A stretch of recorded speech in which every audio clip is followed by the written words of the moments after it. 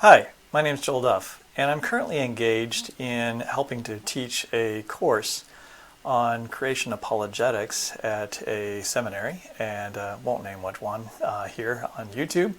But so, and at the end of an intensive week of lecturing, we had a day of Q&A with our students, and there was a lot of questions and a lot of interest in the things that we had presented, and we were unable to get to respond to all those questions. So I've taken a smattering of some of the questions that we were unable to respond to that I feel like I can address, and kind of put them together in this talk. And so what I'm going to do is I'm just going to go through and I'm going to make my best attempt at answering some really very difficult questions, but I think very important questions.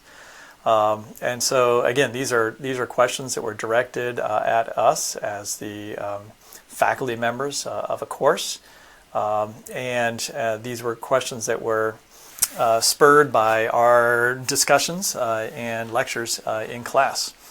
So here's just a smattering of the things that I'm going to try to address in this next hour. Questions like, is natural selection a God-directed process? Did Adam name kinds? What's God's purpose and hand in the adaptation of organisms? What's the difference between man and chimpanzees with perspective to our genetic codes? Is natural selection enough? What about this extended evolutionary synthesis? Is God still creating, or is he done with his creation? And what does it mean to create?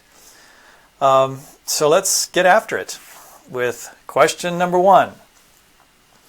Can we look at one code or genome and say it's a dog code or a cat code? What are some distinguishing features of Homo sapien genomes from other species? All right, great question. All right, can we look at DNA and immediately tell the type of organism we're looking at? All right, so I'll start superficially here with a story. I remember I was a few years back, there was a movie, I think it was Mission to Mars, and in the advertisement for it, there was they showed a scene from the movie in which these two scientists, who had gone to Mars, were looking at a screen, and on the screen was this double helix, all right, just this generic double helix. And one of them stares at the screen and they go, "That looks human." And I thought right away to myself, I'm not going to go see that movie. Okay? I mean, all right, a double helix. DNA is a pretty simple molecule. It's a repeating polymer of a backbone of sugar and phosphate molecules. Those sugars and phosphates are the same in a human being or a chimpanzee or a mushroom or a plant or a bacteria. And then between those two backbone sequences, right, the sides of the ladder of DNA, you have the nucleotide bases, right, your A's, your C's, your T's, your G's, all right? Those are four different macromolecules that can be in a repeating pattern. And what they were looking at was, this basic structure which showed A, T, C's, and G's, but just staring at the molecule itself, I mean, all you can say is that, okay, that's DNA. I can tell from its chemistry that it's DNA, but DNA is the thing that codes for, as we talked about in class, all living things. And so the best I can say is, this looks like something that is a carbon-based life form that I would expect to find on Earth. So, in that sense, we can't look at one code. We can't look at DNA and say that this belongs to a particular organism. But now, but of course, I'm being a little bit facetious. I'm being too general here. What about a particular code or genome and say that it's a dog or a cat code? Now, a genome is the complete DNA, all the DNA that's in a particular organism or each cell of a particular organism. That genome then encodes the instruction set for making the physical structure of that particular organism. And really more than the physical structure, it's going to even code for some aspects of the behavior and the way that it operates at more than just this is the physical sense of like the physical structure. So in that sense, we can look at the code and say, yes, that's a dog or a cat, but only because now we've sequenced dogs and cats, and we've sequenced a lot of dogs or canines and various felines. And from those DNA sequences, we can see that there are differences in both the raw code, which is what you're looking at in the back of the screen here, the A, T, C's, and G's, are in a different order. All right, they have a different sequence in a dog than in a cat. They're not really that dissimilar, but they're different enough. And then they may even differ at a larger sense than just the raw sequence or the sequence of individual genes. They may differ in dogs have maybe different genes, all right, different sets of instructions that cats don't have. Or maybe they have duplicate copies of genes that cats don't have. Right? So in that way, we can also look at and ask the question about human beings, like how different are they than other organisms at that DNA code level? And one way of tackling that would be to go back to something that I didn't get to talk about in class, so I think I can illustrate a couple points here. This is showing a sequence alignment. This is actually alignment of proteins. That's why it's not A, T, C's, and G's. What we have instead are the letters of amino acids. But nonetheless, that amino acid code is based on the DNA code. So there's a gene, a gene for making the umami taste receptor. All right, and that would be a protein that's expressed on the surface of in little pits on your tongue, where if it comes in, where that protein comes in contact with the umami flavor, it's going to send a signal to your brain and say, you're tasting this, right? And so what makes that taste receptor work? Well, it's a protein that has a particular shape, which then fits and matches, that creates a connection, right, with certain molecules that are in the food that you eat, creating that connection. In order to create that shape, there has to be a particular sequence of amino acids which then fold up into that shape. So first thing I want you to see on this is that I have a number of different organisms. Here's a chicken, here's a human, here's chimpanzee. We've talked a lot about wolves. Here's pandas and polar bears, so those two things in the same kind of organism, right? And then down here we have ungulates, and this is various cetaceans, including whales, right? Whales are a type of cetacean. And so this is a broad selection of mammals and birds, and then you see the codes of the sequences here and all the different colors, the highlighted individual amino acids. Those are where there are differences. All right, and so you'll see that in some cases, like this L right here, runs all the way up and down. It means that that particular position in this particular gene, there is a 3-base pair DNA code that makes the code for making leucine. All right, that's the particular amino acids at that point. And it turns out that a human being, a chimpanzee, a chicken, and a cow all have that same amino acid at that particular same position in this particular gene, because all these organisms have that gene. So we all have the genetic information, right? We all have the program for making a protein that can be expressed on our tongues to be able to taste this particular taste. Now, we don't all have the same exact sequence, which is very evident here because we have different colors. The different colors, I said, represent differences in the code. But what's interesting here is, I guess you could say there's many ways to skin a cat, right? There's a whole bunch of different ways you can fold up a protein that makes the correct shape at the right place in the protein to still be able to collect that information from when you're eating and send that signal to your brain. So we don't all have to have exactly the same code in order to make a functional version of the umami taste receptor. We can make variations of that. And we do.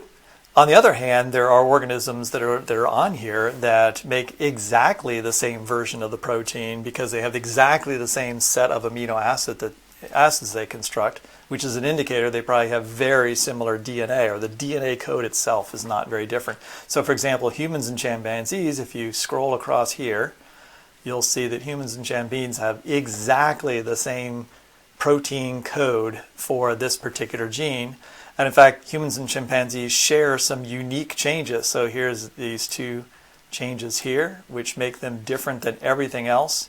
This M as well, these two M's are make them different, those methionines, and these two I's right here. All right, so there's actually several different amino acids for which chimpanzees and humans share the exact same protein code. And so we'd say if you were to model this protein, it would fold up into exactly the same structure, same shape, and we would expect that it functions in just the same way both in chimpanzees and human beings. And you can see that wolves and panda bears and polar bears, once again, the panda and the polar bear, they have exactly the same sequence too. They're both types of bears, and so are very closely related, and so it's not surprising they have the same sequence. We talked about common ancestry and all that being an explanation for why there is the apparent design or the same sequence in two different organisms might be because they share a common ancestor which had that particular sequence. And then down here you'll see what I was interested in. The reason this is actually part of a class project where my students actually took beluga whale and bowhead whale tissue, they extracted DNA, and then they sequenced this particular gene, and they had a hypothesis, all right? And the hypothesis is one that we mentioned in class, and that was that beluga whales and bowhead whales are mammals that live in the ocean, but their hypothesis is that, well, we know that others have suggested that whales are actually mammals that used to live on land and have adapted to living in the ocean. And if that's so, if they have a land animal ancestor, all right, when they lived on land, they probably could have found this particular gene very useful. But as they've moved into the water and they just swallow their food whole and they have no reason to really be able to taste this particular taste, and really things that live in the sea wouldn't necessarily have this particular flavor anyway in that sense. And so because they wouldn't need this gene, we might predict, and that's what my students did. They predicted they may still have the gene because they share their ancestry with something on land, but that gene might be damaged. All right, it could be broken by mutations, and it could be decaying because there isn't any natural selection that's holding that gene, is getting rid of the negative mutations, and it's just allowing it to mutate over time. And so they predicted that we should be able to go in, still find the gene, and once we find the gene and sequence it, we would predict that we might find locations in that gene that don't make any sense for a functional gene. It doesn't fold up right into something that should be a functional version of this gene. And what happened was, these are the two sequences we generated down here, these bottom two. And what we discovered is that our whales had stop codons in them. That's what these asterisks are. That means the coding sequence stops there and it doesn't continue, and that's pretty much a lethal error for a particular protein. The bowhead whale is actually missing a chunk of its gene, and so when you add it all up, it has too many differences. There's amino acids that are changed that don't make any sense, and then there's stop codons, and there's missing pieces of data basically in this gene. And we concluded that yes, they have the gene, they have the remains of the gene, but this gene doesn't function in the bowhead whale or the beluga whale. And there's already data out there, it turns out, from killer whales and bottlenose dolphins that they also have similar mutations that make their genes not function too. And they even share them with the other cetaceans. So that's even evidence that the cetaceans themselves share a common ancestor because they share the same mistakes in their code. Okay, so the point here is that you can have multiple different ways of making the same sequence. If you're very closely related, you probably share similar ways of making the same proteins, but with different basic components of DNA. If you're distantly related, you probably have much more different protein coding sequences, but if you're still using the same gene, you're still making essentially the same shape of the protein, even if you're making it with different amino acids. And so back to the question here, what other distinguishing features of Homo sapien genomes are there from other species? Well, in some cases, there's not much difference. In this case, humans and chimpanzees are identical for this particular portion of the genome. So you might well, okay, so what makes humans and chimpanzees differ if makes them different if we see that some sequences are identical, right? Where are they actually different? Because they can't be 100% identical, or we wouldn't be different than other animals.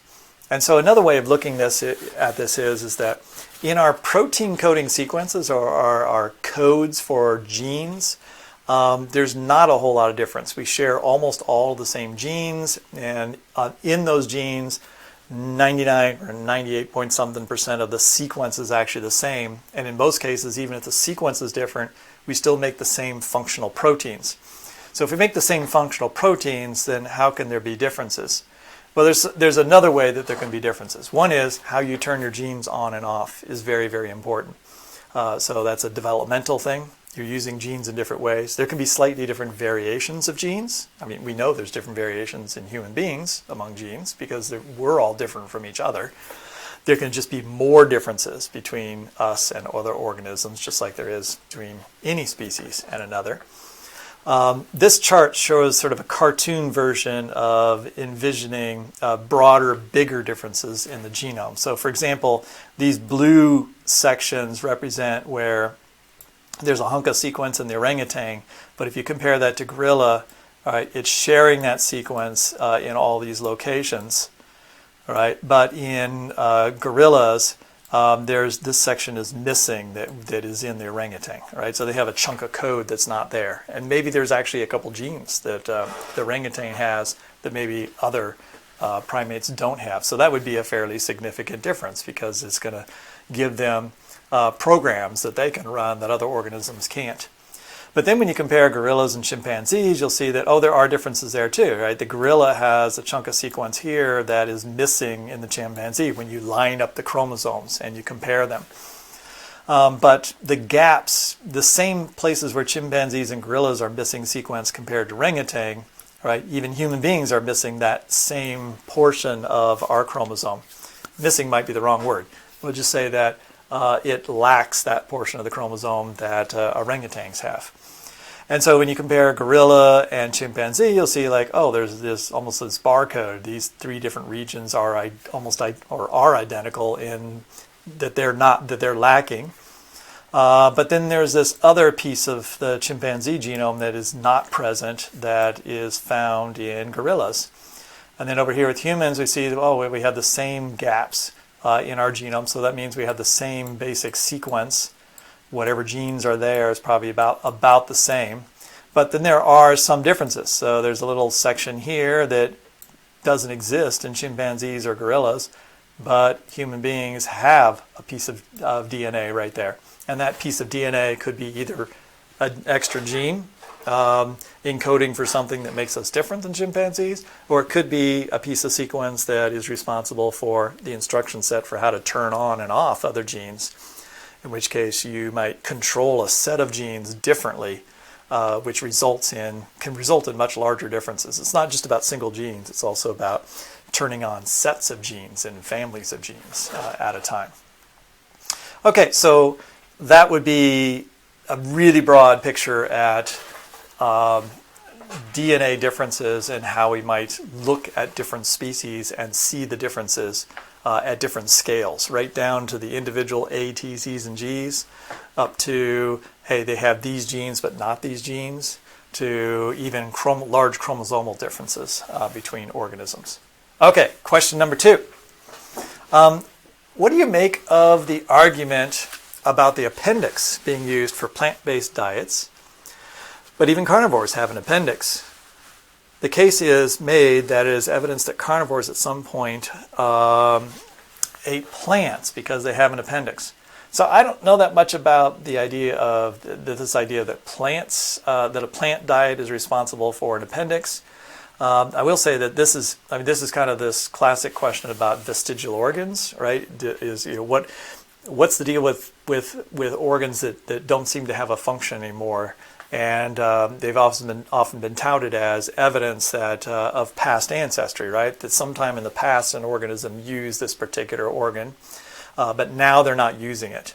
And so if they share that particular organ with another organism, maybe it shows that they have common ancestry with them.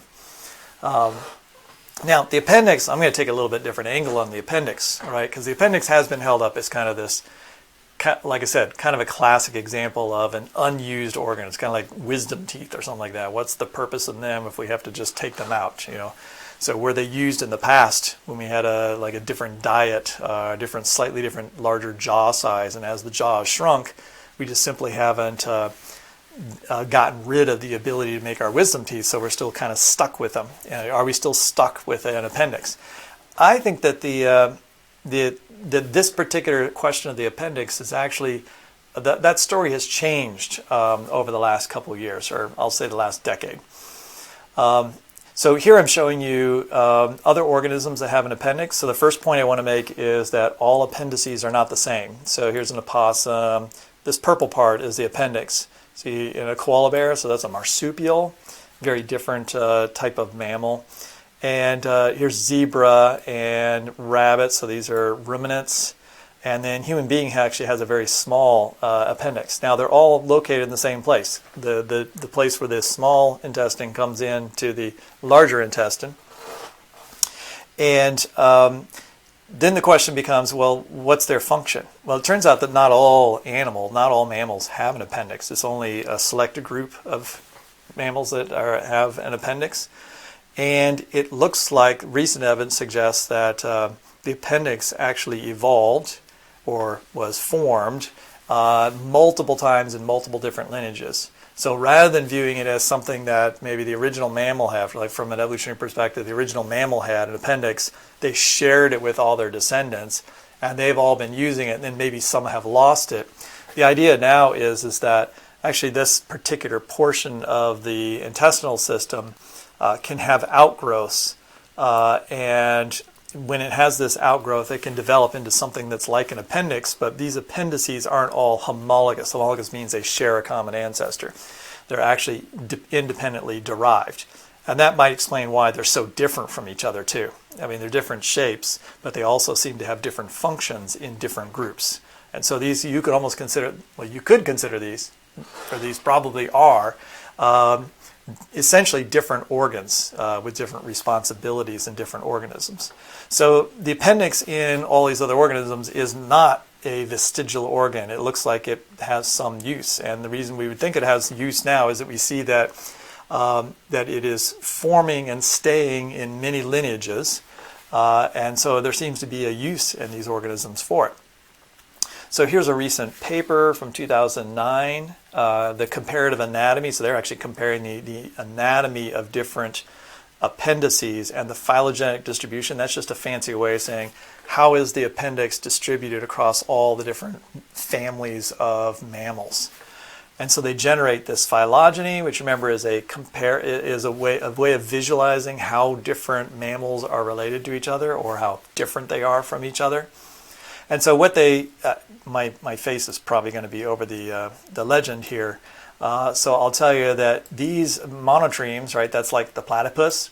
The platypus has something that looks like an appendix, but they call it an appendix-like structure, meaning it has the appearance of an appendix because it's in sort of the same location, but probably its function is completely different and independently evolved. And then there's marsupials. And so you have your koala bear in here. They have something like, again, it's an appendix-like. It doesn't seem to be nearly the same thing that an appendix in a human being is. And so it's not something that we share with them. And then you come down here to the primates, and most primates have an appendix.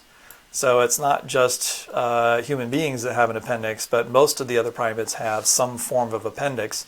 And the trend is that the appendix is slightly larger in the great apes than it is in the other apes, or other monkeys.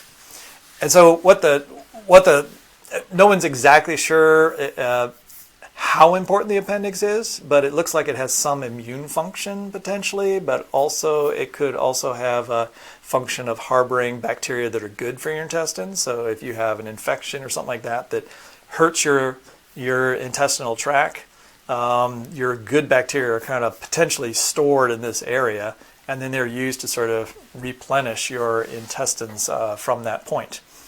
Now, the interesting thing, of course, is that a lot of people have inflamed appendices, so it appears to be, that makes it seem like it's a bad thing to have an appendix. And maybe human beings really aren't using their appendix in the same way that they have in the past. And so maybe it is less useful. It's probably not of no use. But when we talk about fitness, fitness is the overall measure of how fit an organism is for its environment, its ability to survive. It could be that having an appendix makes people not nearly as fit as they were in the past, and close to a detriment. In which case you would kind of consider it a vestigial organ, except that it still has function, just not a very important function to us, and maybe possibly much more important in other animals. Okay, so that's, I don't know, maybe that's kind of a roundabout way of saying that the story about the appendix is not clearly a story of that it's been used in the past, and that we have a much more, I guess, complicated version of what the appendix is and what's happened to the appendix over time. All right, question number 3. If evolutionary creation is the best explanation for what we observe in the natural world, why don't we see a multitude of organisms with many small changes? Now, my first response to this is we actually do see a lot of organisms with small changes. And so I think I might have to, maybe we have to parse out like what is a small change, and then how much of that variation do we see. So for example, I've got these giraffes here, and this just shows you the type of variation there is in giraffe populations. So giraffes are spread out over various areas in Africa, and depending on what part of Africa you're in, you would see particular giraffe populations. Now within that population, they may all look very similar to each other, because it turns out genetically there's a population in South Africa, in western South Africa, that all has one particular coat color look to it with slight variations. So there again, the changes or the variation within a population is less variation, but between populations there's fairly large amounts of variation. Chances are you've been to a zoo, you've seen a giraffe, and then you 2 years later you go to a different zoo and you see a giraffe, and you kind of think you've seen the same giraffe because they look really similar to you, but you might not realize that there's a huge amount of variation in giraffes. In fact, giraffes have been split up into potentially 3 different species now. Because they're considered significantly different from each other. So there's groups in West Africa and East Africa that don't intermingle, and they are genetically different based on genetic analysis. And so some people now are calling them different species. And so that gets at the question about the small changes. All right, so within population, some variation. Between populations, a lot more variation. And then there's groups of populations that are similar to each other that are much more different than other groups of populations that are farther away, and those can be different species. So here you see the effect of small changes in populations that add up to more changes between separate populations, and that's actually an effect of them being separate and mutations that are adding up over time, creating these variations within populations. And eventually, you end up with potentially enough differences that you have different species. And so that is the effect of seeing organisms with many small changes over time. Now, I think the question here, though, is actually trying to draw out a bigger question. All right, and that is, why are there discrete differences between foxes and wolves, or between canines and felines, right? Between dogs and cats. Why isn't there like the gradual steps between them, right? It's kind of a question of intermediate fossils or intermediate steps. Why don't we see all those other small changes that added up to them, rather we see like, hey, there's a package of canines, even though there's variation within there of species, there's canines and there's felines. So I'll use giraffes still here. So this is an okapi. An okapi is the other member of the giraffe family. And if you can see these ears here, I mean, these ears are very giraffe-like. It has a form of ossicle on it, which is the special type of headgear that giraffes have. It's a weird version of bone on the top of their head.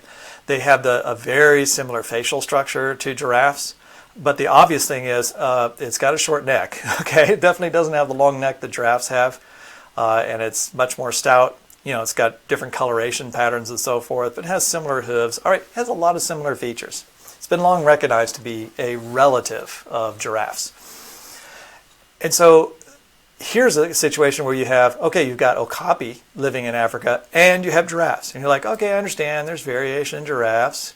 All right, and then there is some variation in okapi. If I were to show you 50 okapi, you would see like, yeah, there's little differences there. We're like, hey, these things and these things are really different from each other, right? I could add a whole list of things that make them different. I don't see the changes in between. But that's where we'd have to say, okay, but giraffes are living here in time, okapi are living here in time. If we went into the past, right, and asked, if we went thousands of years ago, tens of thousands of years, probably hundreds of thousands of years ago, what would we see? We may only see something that's more okapi-like, probably a shorter-necked giraffe type, but not exactly this okapi, but something similar to it. And then over time, what you'd see is you'd see a population, two populations, that would look like, kind of like this and then like these, all right? There'd be variation in each one, but there'd be some differences between them, just like there are between the three different giraffe species that are alive today. But over time, maybe these got longer necks and then these got longer necks and they got longer necks, whereas this one didn't get a longer neck, didn't get a longer neck, didn't get a longer neck, and it lived in a different environment, didn't need a longer neck, all right? Living in the jungle. And as a result, over time, this one ends up with a lot of differences than this group over here that has long necks, plus a bunch of other features that allow it to eat acacias and like crazy tongues and the ability to digest food that the okapi can't. And so what you're not seeing today is you don't see all these intermediate steps, but if you had just gone back in time, you would see two different groups. And if you went back farther in time, you'd see two different groups. And if you went back farther in time, you see two different groups, except they'd be more similar. And at some point, there might only be one sort of species. By the way, this is not far off from what like Ken Ham would say as a young Earth creationist. He has a variant of this, of course, and that is that something like an okapi, they have a stuffed animal on the Ark Encounter that is the giraffe ancestor, family ancestor, and it looks a lot like an okapi. It has a short neck. It's pretty stout. And they suggest that after that pair of animals got off the Ark, that they then migrated, they reproduced into a population, but part of the population went into the savannas and part of it's in the jungle. And as a result of different natural selection on the variation they have, they ended up sorting all that variation into two distinct populations that are so different from each other that we clearly recognize them as different species and different groups today. Geneticists would say that would take a very long time, and also if we looked at the genome, there's really not nearly enough. There's too much variation here to be contained in just one, two common ancestors. There's a huge amount of genetic variation between these two groups. I'll skip. I was going to say more about variation. There's lots and lots of cichlid fish in which we see thousands of different species all living in the same area. That could be another example too, but let's move on because I'm already gone for 35 minutes. All right, question number 4. If DNA decays quickly, how then can we trust the age assigned to a fossil? So in this case, this is just a misconception that maybe I created in something I said in class. But fossils, I don't think we would ever describe their age based on the DNA content that's in them. What I was trying to say in class is that I did say DNA decays at different rates under different conditions. So under hot, humid conditions, DNA decays very rapidly. And so if you look at a fossil and it doesn't have any DNA in it, it could only be a few hundred years old if it was in the kind of conditions where it would decay quickly. On the other hand, you could have a fossil or a remain of something that might be 500,000 years old, and it would still potentially could have some DNA remnants in it, because in that particular environment, like underneath permafrost, or very, very cold or very dry environments, the DNA decays at a much slower pace, and as a result, could last much longer. So in this case, I would say, yes, you wouldn't want to date anything based on the amount of DNA it has in it. You'd want some other mechanism to date things. This example of moas. All right, moas were large flightless birds in New Zealand. They're all extinct today, but there was a whole bunch of different species. All these different ones here, all these different colors here represent different species. Really interesting data set because of ancient DNA, which I talked about in class, the ability for some DNA to survive under some circumstances. In New Zealand, they found bones that are remnants of these moa birds that had been extinct, and they were able to extract DNA from multiple species, do the DNA analysis, compare the birds to one another, and actually figure out how those birds are related to each other, and then compare that to other people's studies who had just used the anatomy to figure out how they're related to each other. It actually came out in fairly good. They were fairly compatible with each other in terms of their analyses. All right. So in addition to this, they also looked at the amount of decay in the DNA in these samples, and they're the ones that determined that under at least the conditions in New Zealand, that DNA would really only survive for a few thousand years, up to maybe 10,000 years under that particular condition. But we do know that we have DNA from other places that has been preserved under other conditions that's lasted much longer. So that leads me to being able to maybe clean up something I said in class. I remember after I talked about soft tissue preservation and ancient DNA, I have to admit, I woke up later that night and I was kind of upset with myself because I felt like I'd completely dropped the ball. I really should have had a summary slide that told you all the points, but I figured I wouldn't forget. I kind of felt like I talked a lot about the individual trees in the forest and never gave you the forest picture.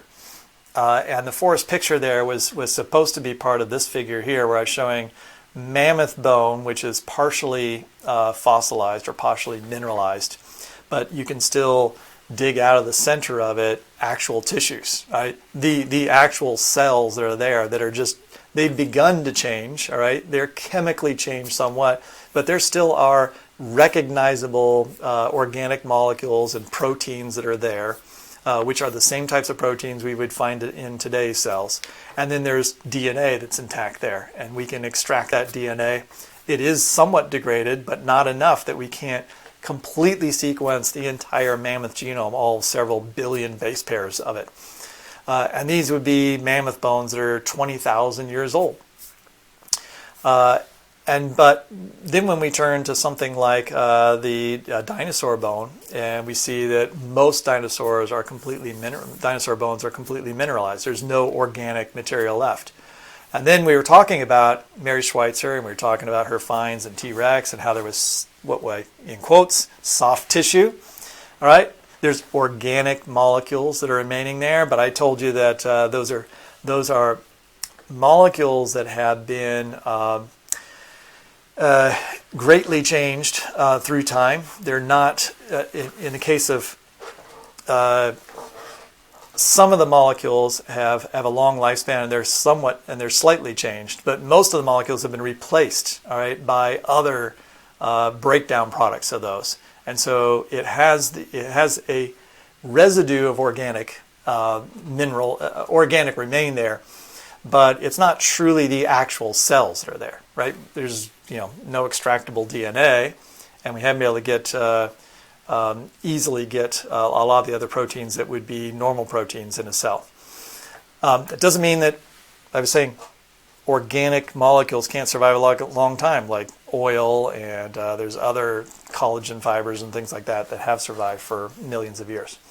But anyway, the point is that mammoth bones are only, in a young Earth timeline, only 4,000 years old, maybe 4,000 to 4,500 years old. In other words, they're very, very soon after the flood, whereas dinosaur bones are all flood bones. But that means they're only 50 or 100 years older. And under the preservation of the flood, we would expect to find, given that after 4,000 years, we can find many, many, many different fossils for which we can get lots of organic remains out of.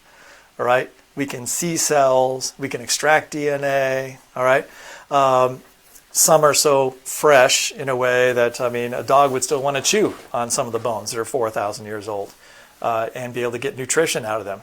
That's not happening with dinosaur bones. All right, dinosaur bones are way more mineralized, and even in these rare cases where there's some organic remains left, it's not as dramatic as, oh, this is like fresh tissue. But in the young Earth model, I would expect that that's what you should predict that they should find, and yet that's not what we see. So what we're seeing is consistent with dinosaur bones being far, far older than the bones that we find of more recently. In the young Earth model, more recent organisms. Yeah, I'll skip that for the sake of time. Question number 5. Is God still creating today, or has he stopped? Would you say that we can't see it because we need millions of years to observe new creations? All right. My general answer is God's still creating. But of course, when I say that word, I think I'm thinking, okay, God's creation is the 6 days of creation. So God created and then he rested. So what does it mean that God rested on the 7th day? And then in many models of looking at interpreting Genesis 1, you have the 6 days and you have the 7th day, and the 7th day sort of continuing, right, all the way to the present. And that resting is said to be God is no longer active in the creative process. But that creative process is usually seen as a de novo origination of brand new things, sometimes from nothing, all right, or molded, that molding as being a special creation, not the type of creation that's going on today, which would just be providence, all right, that God is working in today's world through the providential mechanisms that he has established in the 6 days, which are now continuing. But I would say that creative in the sense that organisms are still evolving or changing over time and adapting, and have the potential to adapt and change into new species and really produce new kinds of variations that haven't existed before. I would say he's continuing his creation. So would you say that you can't see it because we need millions of years? So from an evolutionary creationist standpoint, when you're saying like, okay, it takes millions of years to make these things, does that mean we can't actually see that creative process? Is God working so slowly that we just can't really see it, and we just have to, trust on faith that it actually is happening right now, even though we can't see it in front of our eyes? To observe new creations. Now, I think the person writing this question is thinking new creations are like new things, like probably more than new species, probably like new kinds of organisms. Is God making new kinds of organisms? I think that's the sensitive question. I think we probably convinced you that almost every viewpoint, all right, every model of God's creation includes in it now some kind of speciation process where organisms are allowed to adapt to environments, and they may become different separate groups, which we identify in our scientific lingo today as species. So I think here what the meaning is, the question here is, a new creation is a new kind of organism. So is God still creating new kinds of organisms, and can we see that? I'm going to answer that a couple different ways. One is I'm going to say that for the most part, changes in organisms from one species to another, just talking about species, not even kinds, or the one definition of biblical kinds, from one species to another, it is a long, laborious process because it requires a change of allele frequencies, variations in genes that are being pushed and pulled by a variety of different evolutionary processes, the primary one being natural selection. But natural selection works slowly, to be honest. I mean, it's a slow process. It takes many, many, many, many, many, many generations in order to see significant differences in those frequencies of different genes in populations. But once in a while, we do see dramatic differences and dramatic changes in organisms. And so we do see species that are actually forming. Species have formed in the last 100 years, probably dozens of species that have probably formed in the last 1,000 years. And here's one of them that's formed in the last probably 100 years. Procambaria virginialis is the marbled crayfish. This marbled crayfish is thought to possibly have speciated, I'm going to call it speciated, in an aquarium as a pet. And somebody recognized that they were more and more and more crayfish in their aquarium, and yet they didn't have a male and female in there. Now, in crayfish and some of the lower animals, parthenogenesis is not unknown. That's the ability for an organism to take its eggs and cause them to become full offspring, all right, double their chromosomes and then become offspring without a mate, without a partner. Remember that famous line from Jurassic Park, life finds a way, right? When stuck without, when those amphibians can't find any other mate, some of them have a way of finding a way to actually have offspring anyway. And that's the case here. So this particular crayfish has 3 sets of chromosomes. So it's what's called triploid. And I'm going to remind you, you're a diploid. You have 2 copies of all of your genes. So you have 2 copies of your genome, or 2 sets of chromosomes. You've got 1 set from your mom and 1 set from your dad, right? That's what makes sexual recombination. You get 1 set from one parent, 1 set from the other, and you put them together, and that makes you. You're the combination of your mom and dad's genes, 1 copy each, and then they have to work together to decide like how they're going to work out their genes together in you, making you a different person. Well, at least from the physical genetic side of things. But this particular animal is a triploid. Now, there's lots of other combinations out there in the world. This isn't like the only triploid in the world. But this one's interesting because it has a total of 276 chromosomes. We have 46. They're a lot smaller ones. They have 2 sets of 92. So they have 92. They've got 92, kind of like you got one parent, another parent. They both give you 92 that are nearly identical. But then they have another set of 92 that's a little bit different. So the idea here is that one crayfish made a mistake. They took their copy of their 92 chromosomes, they had copied it, so they had 2 copies of it. And then maybe they combined it with another crayfish, probably a male crayfish's 92 chromosomes. And so the mistake was that the female didn't separate her 92 chromosomes, her 2 sets, and kept them together. So one egg already had 2 sets of chromosomes. But then they went ahead and fertilized and got another set of chromosomes. Now they have 3 sets of chromosomes, a triploid. This is a type of mutation. It's called polyploid. And when they got the 3 sets together, that 3 sets still was able to make a crayfish. So that offspring grew up and it had I've got 3 sets of chromosomes, and it really doesn't look that different than its parent.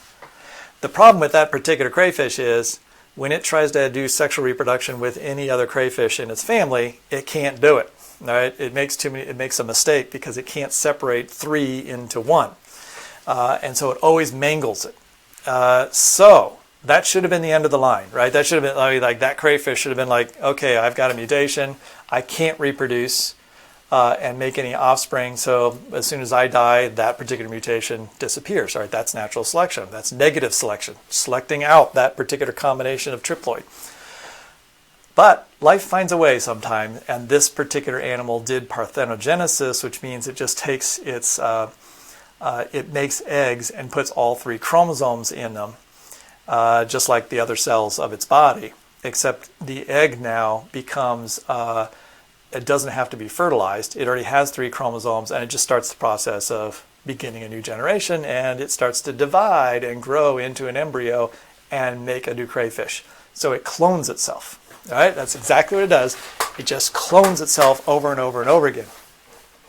So, and it has a genome that's larger than our genome, has fewer genes. That's, your genome size doesn't make anything more complicated than something else. There's many organisms that have far larger genomes than we have, but aren't as, I'll say, complex as you and I are. So I said can only reproduce parthenogenically, so it just makes clones, and it's escaped from captivity back into the wild, and it actually does very well out in the wild.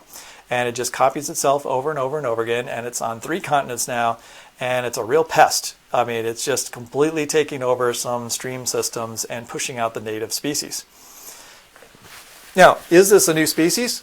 By really any definition that biologists come up with, this is a new species. It's unable to reproduce with any other members of its previous kind. So its relatives, ones that it's related to, are incapable of reproducing with it.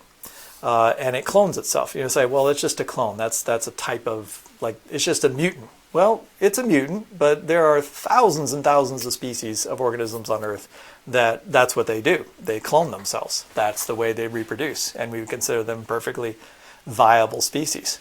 There's some interesting implications to cloning, and this species being studied and being used in a number of different studies to look at mutation rates and a variety of other processes. So it's kind of a cool system.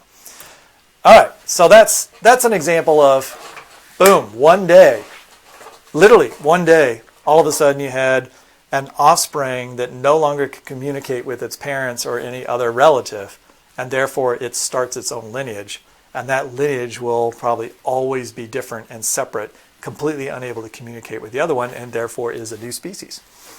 And it will experience its own mutations and become different than its relatives over time.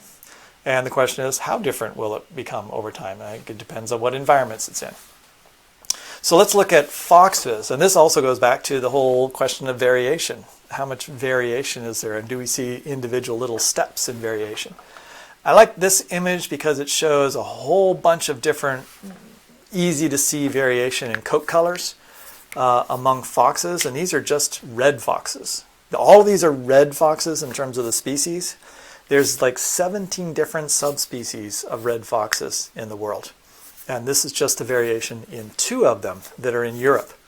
Red foxes live in hot, dry climates, all the way up to alpine climates, and then way up north, and then much warmer, wetter climates. And depending on the climate they live in, they have adapted to those different climates, and so they have different features. And if you sequence their genes, you'll find they have slightly different sequences. And so they are different in different places. And so what's happening here is you're seeing the process of these becoming different species. If they continue to live in the environments they're in, they're going to continue to adapt to those environments, and they're going to become more and more different over time. It's not just going to be their coat color, and they do differ by more than coat color. They eat different foods, and they've adapted their intestines and the way their physiology works to their different diets now. And so they have hundreds of genes in them that operate slightly differently than another version of a red fox living in a different environment. We don't call these different species yet, though, because if you do take this white albino one, or even this piebald one, and you were to bring it over to an environment where this other one was, they potentially could still mate, and they'd produce an offspring that would be a mixture of the 2. Now, in many cases, they've developed behavioral differences in different environments. And so even if you brought this one over here and they met, they might not really care for each other, right? Behaviorally, they'd be like, I'm not interested in mating with you. And if that's the case, they're not going to be able to mix their genes. And you could argue potentially they're different species because of that, because behaviorally they're unable to accept that other species or other variation of themselves. I mean, these all very clearly share a common ancestor, right? Genetically, morphologically, they're similar enough that it's pretty easy to understand that these all came from a common progenitor, red wolf. And there's dozens of other species of foxes. This is just one type of fox, and this is the variation that's happening in this fox. And you're seeing the process play out that'll become different species over time. Now, where this becomes important is red foxes are likely mentioned in the Bible. I mean, there's several different foxes that live in that area. But there's no reason to believe that a type of red fox existed 4,000 years ago. And so within the biblical time frame, a variety of different varieties of foxes lived back then. And so many of those same varieties probably live today. They're probably almost indistinguishable. That's how long these have been around and have been continuing as varieties of the same species. Not even other species, the same species. Because it takes thousands of generations, right? Thousands of generations. And these are a generation every 3 or 4 years. And so there's only been hundreds of generations of some of these varieties in different places. And so it may take 10,000 more generations for these to divide enough that we now recognize them as different species. So there's going to be a lot of intermediate steps to the point where we get to different species. Okay, it's been almost an hour, so I got to step up my game here. Question number 6. Did Adam name kinds? And what do you think the purpose was for Adam naming creatures? All right, so now this is the word kind. Right? What does it mean that Adam named kinds? I think we have this image, kind of like this medieval painting, right? That God brought, right, all the animals to Adam to name. So there was like a lineup, right, of all the different animals. Now, in a lot of simplistic drawings, and I think the way we maybe visualized it as children is that he brought a wolf, and here comes a coyote, and then here comes a kit fox, and then here comes a pony, and then here comes things that we recognize as different species. And that they're just walking by, and Adam's like, well, I think that's a that, and I'm going to call it that, and I'm going to, basically putting little signs on each one. There's the name of what they are. So I'm just giving them names, something to call them. I think both of those images are incorrect. Let me start with did Adam name kinds? Now, of course, the word kind here is a reference to the exact biblical language is God brought 2 of each kind, or not 2 of each. God brought representatives of each kind, and so is a kind like canines. So he only had to bring 1 canine to Adam to name. And so when Adam named the kinds, it just meant he was saying canine, feline, bears, all right, major groups like that. Now, I think that that's a construct of today's science, all right, of creation science, that they have identified these really large groupings of organisms as a single kind, and therefore Adam only needed to name those different kinds. I don't even really think about, I don't really actually care that much about whether it was each individual species or broad groups, the flying creatures, birds, because I don't think that naming kinds and the description here is meant to be a categorization based on I'm only just giving it a name so that I can identify it. I think there's a thought process here, and I think it is a command to understand, right, his creation, not to simply name it. The act of naming is a really important process in the Old Testament. Names of children, all right, had meaning, and they had connections, all right. They meant something about the history of that individual, that family, about the characteristics of that family or the individuals, all right, their merits. Animal names also reflect something about the characteristics of those animals. The eagle is the terror of flesh, all right? T-E-A-R-E-R, of flesh, all right? Tears up flesh in the Hebrew. Now, interestingly, did Adam actually call it that in the Hebrew?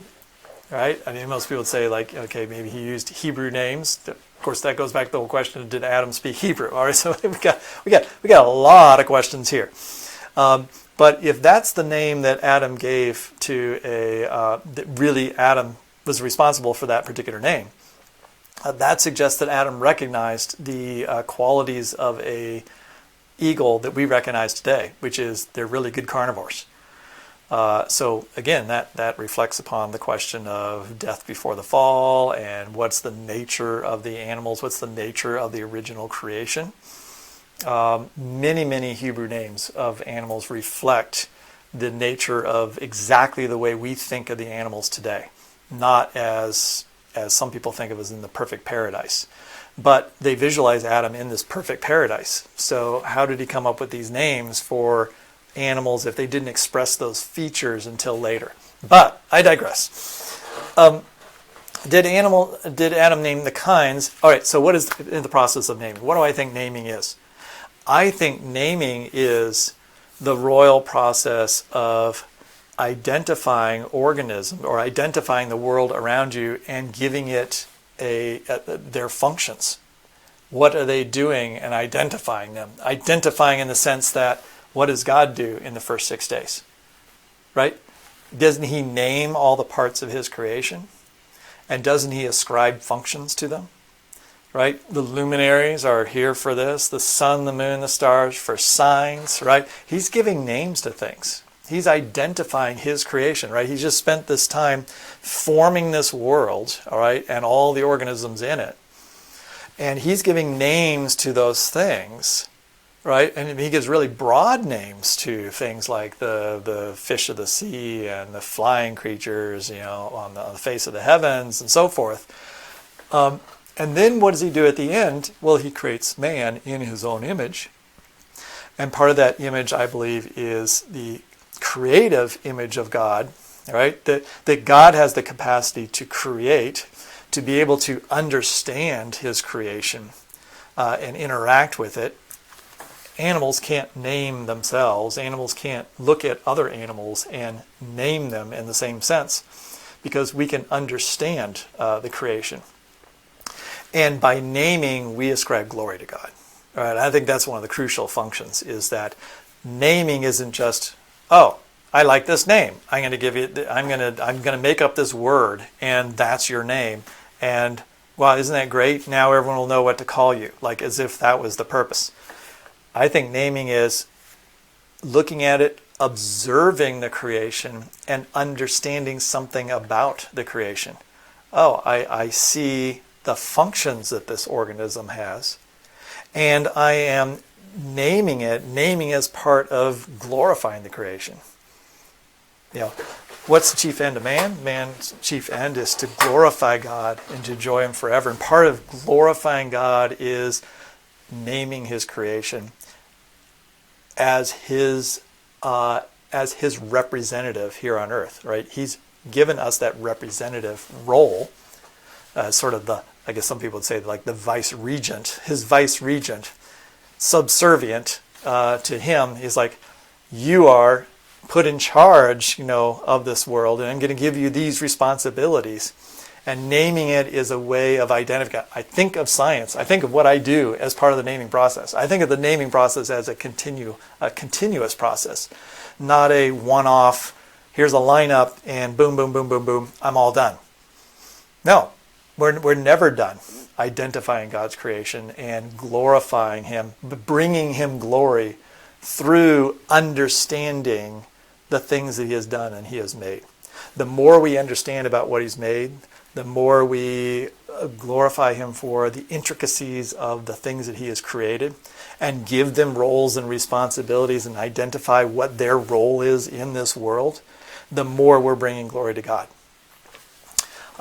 So I'm not denying an actual aspect to Adam's function and role and the fact that he actually names things. I just think that the text in its semi-poetic form, prosaic form, is telling us this is Adam's responsibility and God is bringing the creation to him and this is what he is to do. And it's a lifelong process. It's not you're going to do this in an afternoon and get it all done and then you're done with that job. Okay, long-winded answer for that one. In evolution, we see organisms adapting to various stressors and change with their environment.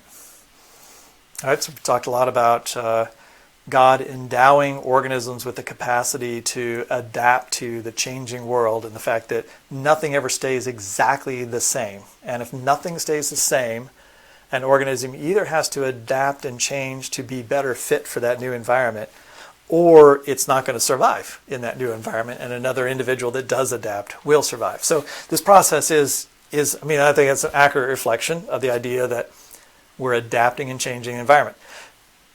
Does this bring into question God's purpose and design? I don't think so, right? I mean, obviously, I don't think so. I think that this is God's plan and design. It's his design of the world that allows organisms to adapt. That's part of his plan. How can we trust God's plan for our own lives, right? And I think the sentiment here is that if God's not really in control, and this is all, I can just explain this through processes like a mathematical formula, right? Like natural selection, okay, this happens, then this happens. If that happens, then that happens. If the environment changes, then this will happen because it's all programmed. What about God's plan for our lives? Am I just part of that, process of things that's happening? And I have this picture of Mike Trout here because I used him as an example in class, and I kind of asked that question about Mike Trout is knit in his mother's womb, and we would all acknowledge that God made Mike Trout, right? But he's made him through a process. He didn't instantaneously make him. He didn't instantaneously endow him with Mike Troutness from nothing, right? We could trace back all of Mike Trout's genetic components or his DNA to his parents, right? He's a new combination, and somehow from his parents and his parents' parents and grandparents and all that, all the way down, all of those little elements have been moving and through time and then have come together in that one package, which is Mike Trout. And we could say this for all of us, right? But as we look at that, we see that through that entire process, we describe it as crossing over of genes, of reassortment and random reassortment, and these genes and process. And how does all that seeming randomness come together to make the perfect combination of an individual the way they are? And to say that that's God's plan, right? That God knew us before the world began and knew all of us individually.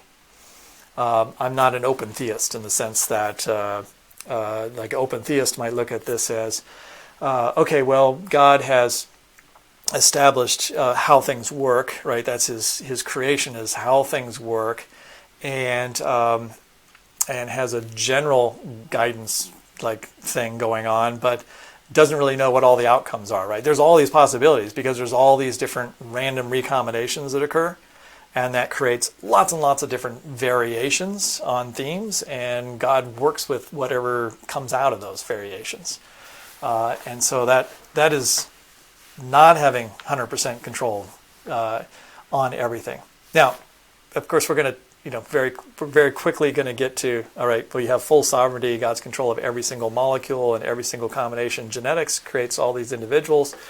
Then is there free will? Is there anything that is actually free about me? I don't want to get into all of that, all right? I'll just say that, yes, I believe in free will, and I also believe in full sovereignty. All right, that's related to the next question. For the evolutionary creationist, is natural selection a God-directed process? Now, this is not easy to answer because, it is easy to answer. We told you in class that evolutionary creationist has a broad meaning. There's a whole bunch of people underneath that umbrella. And some of those individuals are open theists that I just mentioned, right? So for an open theist, it's not exactly a God-directed process. It's a process that's occurring, but God isn't actually guiding every single individual step along the way, or in control, I guess I should say, of all those different steps. And others would be more swing toward the God's in complete control of that process. I'm in the, natural selection is the way that God brings about, all right, brings about adaptation and the changes and the different species that we see in the world to form the ones that fit into the various niches that we have in the world before us. And so I would say, yes, it's a God-directed process. Now, if you ask me exactly how does he guide that process, well, I don't have the answer to that. I mean, that's, nobody has the answers to those types of questions. And I know that it's a really good question. How? I would just say that I would describe that it is. All right, maybe not terribly satisfying, but there's your answer. My answer to that particular question. I think question 9. There are stiff challenges.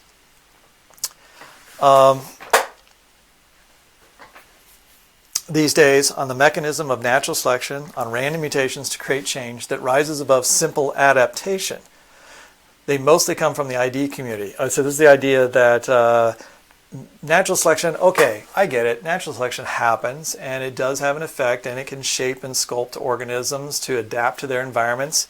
Just like we've been saying, young Earth creationists believe that natural selection can take a pair of canines and adapt them to a variety of different environments and then sculpt their traits for those particular environments, right?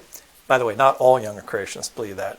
Some at Institute for Creation Research have sort of abandoned natural selection, but they have another naturalistic mechanism, which is a little bit different.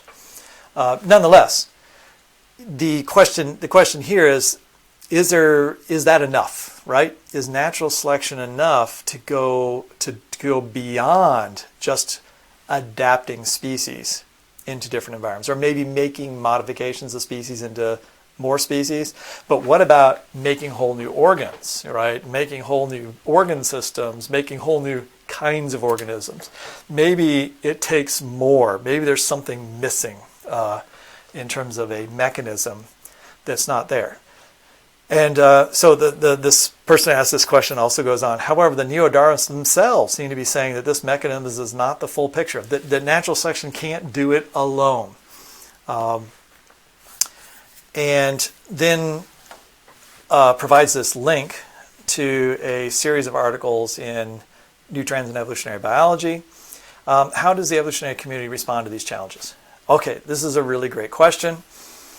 And so I want to show a screenshot of that particular page. So this is just one article in there, and there's a whole series of articles about what's called the extended synthesis. And the extended synthesis, the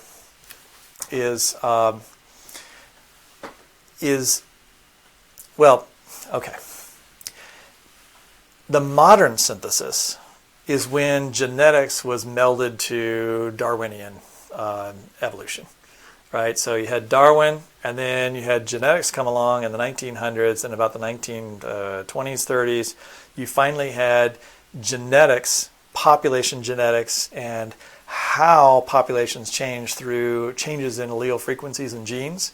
All of that got wedded to evolutionary biology and natural selection. And that's called the modern synthesis. We're bringing sort of the molecular world together with the bigger morphological observations of change over time, and providing a much deeper understanding of the mechanisms of how natural selection works. All right, so then that's called the modern synthesis. Since then, we've had lots of fine-tuning of that, right? Just better and better and better understanding of molecular biology, of DNA, and other mechanisms that are at work. But some people have argued there must be other mechanisms that we need to extend that. So it's called the extended synthesis. All right, we need to add on a few extensions. And so there's a whole series of articles in here that go back and forth with, no, really we have enough, we just need to tweak it more, versus others that say, no, there's actually some missing components. Like there's some really fundamental things about niche construction and the environment having a different kind of influence at other levels, and that there's something called kin selection, which is selection above a population level. And you don't might not know these terms, but it's the idea that there are other additional mechanisms that we need to add on in order to get to a fuller explanation of how organisms could evolve over time. And so in this question, it's asked, I didn't have this part here. He said you might not be familiar with this. But actually I am familiar with this. I actually knew about this particular journal and this particular issue. This particular paper right here, I highly recommend. All right, so if you wanted to have just like in one paper, an overview of the big picture of what people think about sort of the philosophy of the importance of different parts of evolutionary theory, and then what are the different main mechanisms and how have we viewed those differently over time. Douglas Fatumia does a good job of giving that preview. Now, I gotta tell you, he's not in favor of there being a need for an extension. All right, that we really need some new ideas and we really have to push the boundaries in order to find. In other words, he thinks what we have is about sufficient. He kind of thinks that all the things that are being suggested by those who want an extended synthesis, he says, we've actually really already done that. It's already kind of incorporated, and it's going too far to call that something brand new. And so this is kind of an internal squabble. These papers go back and forth. And a lot of it, which he would argue in here, is semantics. We're talking about the same thing. It's just that we want to call it something new, right? Give it a different name. And that's more sexy than just saying, no, we already kind of knew that. You're just adding a new twist to this. All that's to say that evolutionary biologists argue and wrangle with each other a lot about terminology. And the extended synthesis is something that I really appreciate and think has some merit, but I think I'm in the boat of Fatumia that it's not all that. I know I'm saying his name wrong. I can never pronounce that exactly right. I give this particular paper to some of my doctoral students as part of their readings for their comprehensive exams. That's how important I think this particular paper is in sort of summarizing the extended synthesis debate there is. So if I could go back, I would say, for one thing, I wouldn't agree with the idea of stiff challenges, because the word stiff here comes from intelligent design, and I really don't think that their arguments bear a whole lot of weight in this. They want to make a big deal out of the arguments that evolutionary biologists have with each other, when I don't think they're really that big of a deal. It's kind of like I can make a huge deal about 3 different young Earth creationists and their disagreements with each other. At the end of the day, they're going to say that, yes, we differ on this, but it's really not that big. It's not that big of a deal as you're making it. So I will also say that since I just threw intelligent design under the bus here, I got to back up my critique of them. So a really undeniable was a book by Douglas Axe, who's a writer that's written much for the Discovery Institute, which is an intelligent design group. And the Sapientia Book Symposium recently did a book review of that. So they asked different people to write their evaluations of that particular book and their thoughts from a variety of different perspectives. And you'll see that I'm one of them. And so I wrote an article, Undeniably Limited, in which I argue that what Douglas Axe is actually doing is he's designing his own box and then placing the creator in it, and then saying because the box has those limits that that therefore we can see where God is acting, because inside that box we can explain everything, and then outside that box that must be where God is. But he's defined where the box boundaries are, I think, very incorrectly. And that has a lot to do with some other things I said in this talk and we talked about in the class in terms of how do we see and find God in creation, his role in creation. So I'm not necessarily recommending my article, but I would say that this introduction is very good because it kind of describes the overview of what is this particular argument. And underneath it all, his book is undeniable, saying it's undeniable when you look at the complexity of creation that this couldn't have evolved by the mechanisms that evolutionary biologists are claiming. And that's where the extended synthesis comes in, because some biologists would say, he doesn't understand the extended synthesis or how far some of those ideas go, and that he's really criticizing a very strict Darwinian view, which is an old view, not the one that has progressed and changed over time. And Yeah, I was going to talk about another critique he has, but I think I better stop there. All right, so that's about the best I can do for right now. So I'd say keep the questions coming. We will undoubtedly talk about other questions and probably continue the discussion of these questions into the future. But for now, I hope some of that was a little bit helpful in maybe plumbing the depths a little bit farther of some things that we may have just barely scratched the surface of in class. Thanks a lot. We'll talk to you later.